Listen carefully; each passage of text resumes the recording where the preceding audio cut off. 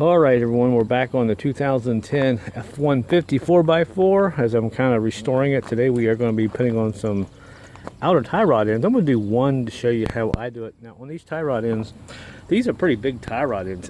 I've got two of these here on eBay, free shipping for, I don't know, 40 bucks, and you get nut and card key with it and all that. So what we're going to do here, I like to take these off since these are so huge. I like to oil these up and let the oil soak for a day or so. Just some used oil put on here. And first thing we're going to do is try to break this nut loose just a little bit. We're not going to turn it too much. If we can get this nut here loose, then we'll go ahead and take this nut completely off on the tie rod end.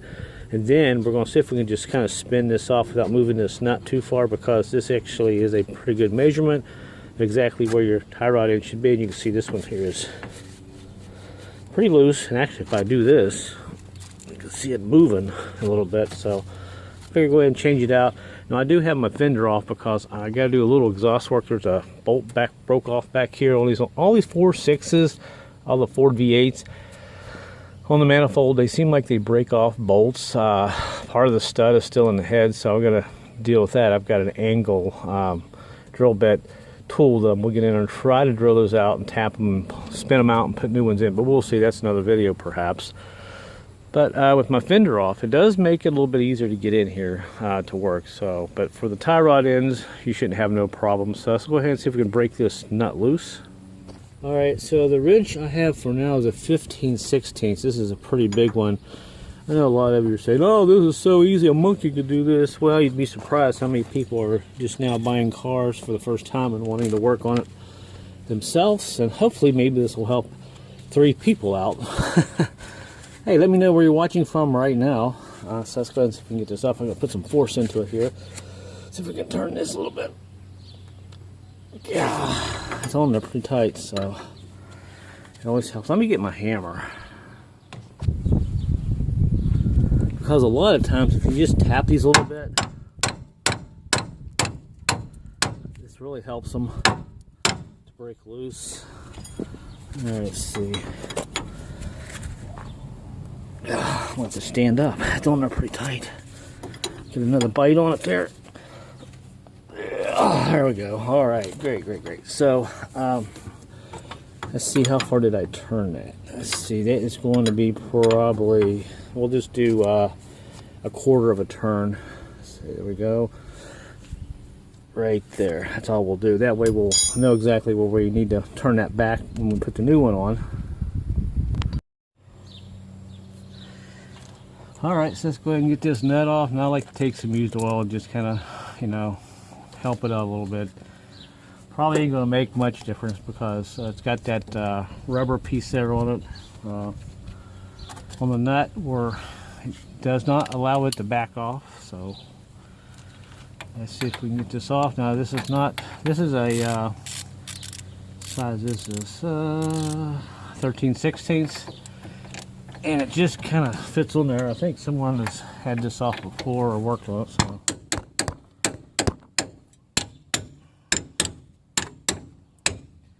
always hate when you gotta do that. So let's see if we can get this off first, just with a little smaller socket here. Ratchet. 1, 2, 3. Oh.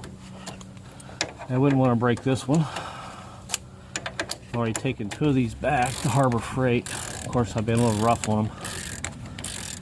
All right, first thing you want to do is get this nut all the way off, because we're going to beat this here with a hammer. Not your average household hammer. I mean, where we got us a larger hammer, a mini sledgehammer. You'll have to have something like that. Although I don't know, if you hit it a bunch of times, it might come loose. With a smaller hammer, but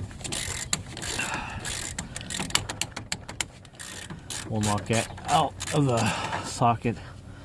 So there is that. So that is great. Now, since we got all this loose, we hit this a bunch of times, we should be able to knock this out. Then hopefully we can spin this off of this, but we'll have to put another pipe wrench here or something and see how easy this will come off. So I got my hammer here. Hit it a few times.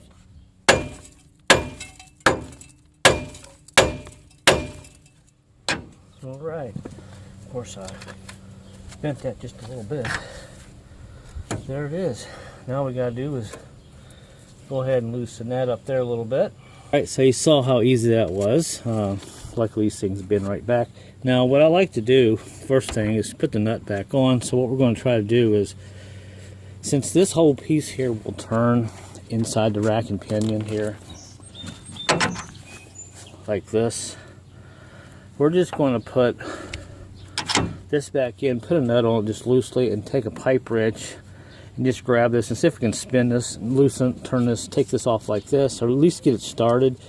Because if we take it off like this and put a pipe wrench on here and try to put something on here, it's going to get awkward, it's going to move around. So this is how I like to do it at first, or at least try it this way, see if it works. Alright, so there we go, got our pipe wrench on here. Now yeah, you could put there's a place here you can put a wrench and all that, but I guarantee you it's probably going to be pretty rusty here. You're not going to get a very good bite, and if you can, it's probably going to round off. So, you know, living in the Northeast, this is stuff you deal with all the time. So I just take a pipe wrench and see if I can get a good grip on it here. Now it goes up, it goes clockwise. Oh, there we go. All right, see, it's turning. Great. All right, so we've got to do this a bunch of times. Eventually get this off. So this you'll just have to have some patience with, and you can see the good thing is it is turning. So let me go ahead and spin it off here, get the camera out of the way so I don't hit it. All right, so far so good. Now at this point I've got it turned out about ½ inch. Now here I have to stop and take this nut off the tie rod end, because this knuckle is going to turn about as far as it's going to go. And now we're going to pop this out, and now what we're going to do is take our pipe wrench and just kind of set it up on her like this. And hopefully just kind of let it rest here once I adjust it, and we'll just put, there we go, something like this here on the tie rod end. We'll turn it while we are holding this, so it'll take you a few seconds to get everything adjusted the way you want it here, so you can actually turn this. If I do it the right way, it'd be great, huh? Okay, there we go. All right, so we'll spin this around and let it rest on something there. There we go.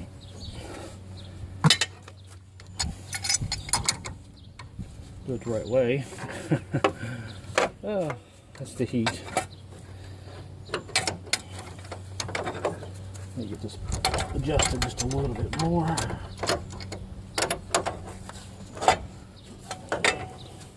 There we go. I think we can probably go ahead and spin it off like this now. Yeah, this will work. So we'll just go ahead and take it off like this. It'll just make it a lot easier this way. Now I've already oiled it up there, so there's plenty of oil on this tie rod in here. So we'll just take our time taking it off, and it'll eventually come off. All right, we're just about off there. I'm just going to let the camera roll here, and I apologize for the dog up the street barking, because when I work, people know I'm out here, then they let their dogs out. Need one of those $400,000 garages that all these big YouTubers have the money to buy so I can be inside. But no, I'm still outside in the yard snake, I guess. So this makes it a little bit easier. And then be careful through, you know, you got a lot of sharp objects here. So, you know, if you got gloves on, make sure you have some good, decent ones. And of course I have cheap ones. Shut up, dog. And let's see if we can get this off here. We're just about off.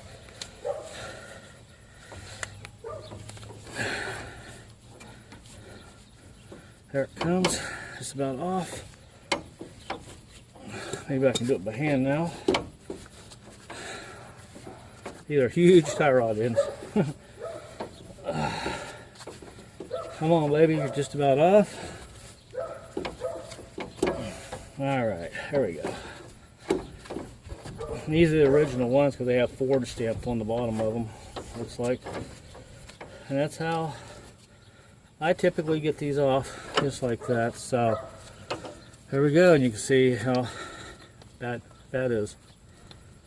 So there we go, and all we gotta do is turn our nut here a quarter turn, and we'll be right where we should be. So let's check our old ones out here.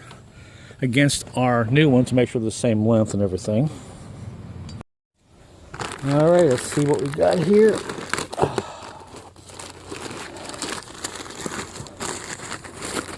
All right, brand new, and I got a pen, a caught a key in here somewhere. Grab that thing. Right, there it is. And let's take our old one here and make sure. Of course, I'll probably grab, the wrong one. Oh, I should have looked on the package, huh? All right, let's do this again. Grab the old one. And just kind of look at it here and make sure they're identical. And yep, they are identical. Same threads and all that good stuff. So, and I do have grease fittings somewhere, or at least I should have one somewhere. If not, I got some inside. Yep, there's a grease fitting there. There's that one, and there's that one. So there we go, guys. So now I'll go ahead and stick this on. Pretty easy to do. Just reverse all the steps, and you've saved yourself $250. Be proud of that. Alright, so we're just about all the way on. Now what I like to do is go ahead and tighten it just about all the way down, but not quite, because what you got to remember is we have to turn this nut a quarter of a turn. So go ahead and stick this in for now, like that. And this will make it easier to adjust this nut back here. Go ahead and just kind of stick this nut on here just a little bit, just with my fingers for now. And now we can go ahead and turn this a quarter of a turn like we had before. So there, right there, and there is a quarter of a turn.